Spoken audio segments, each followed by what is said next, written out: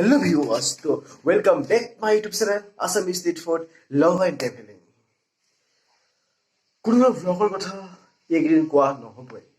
আপোনালোকে জানে citizen amendment বিলৰ ওপৰত যিদৰে চৰকাৰৰ পক্ষে যুঁজ দিয়া হৈছে সকলোবোৰ আপোনালোকে গম পাইছে আৰু বৰ্তমান সম্পূৰ্ণভাৱে ইণ্টাৰনেট সেৱা বন্ধ কৰি দিয়া হৈছে। কিন্তু তাৰ মাজতো আন্দোলন হৈ আছে।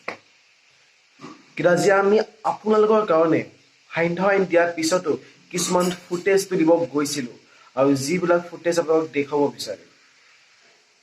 গুৱাহাটীখন যিদৰে নতুন কইনাৰ ৰূপত তুলি ধৰা হৈছিল আৰু বৰ্তমান সময়ত কি ধৰণৰ পৰিস্থিতি গুৱাহাটীখনৰ তাৰ কিছু আলোকচিত্ৰ আপোনালোকৰ সন্মুখত দেখুৱাব বিচাৰিছোঁ। এটা কথা কওঁ, আমাক কেব নালাগে নালাগে নালাগে। আৰু এটা কথা কওঁ, যিবোৰ বস্তু ভাঙিছে সেই বস্তুবোৰ আমাৰ হয়।